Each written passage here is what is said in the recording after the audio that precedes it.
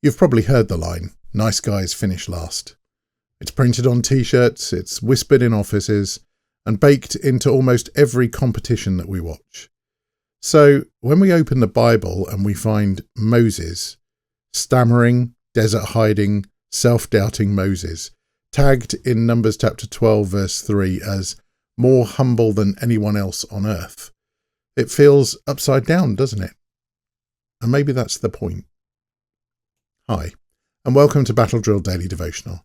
I'm Rob Westwood-Payne, and today we're looking at what I'm calling the Moses paradox, how choosing to stay low is the very thing that invites God to lift us up.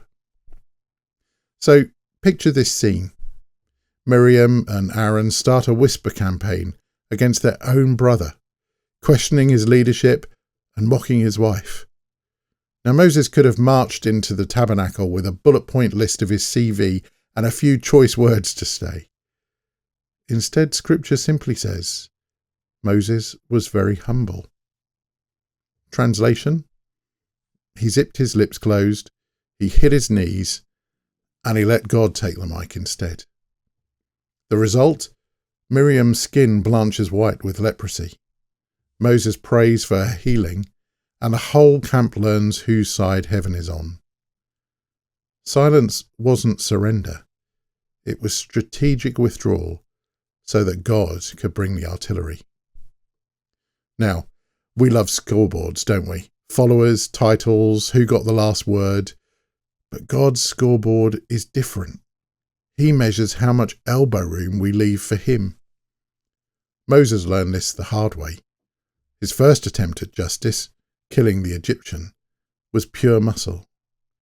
But 40 years of sheep later, he discovered the Hebrew word for humble, Anav, literally means strength with the reins in God's hands. Think of a lion choosing to stay on the leash until the master gives the cue.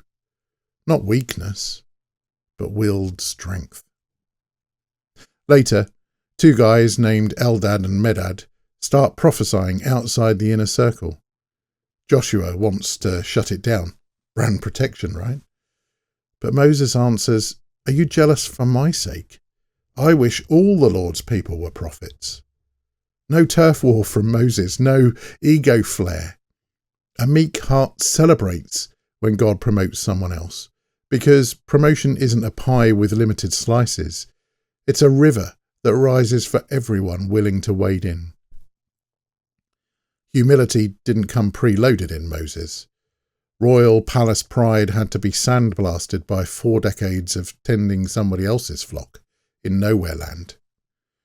The desert has this way of stripping you of titles, of Wi-Fi and applause, until the only voice left is God's. So if you're in a dry season, congratulations.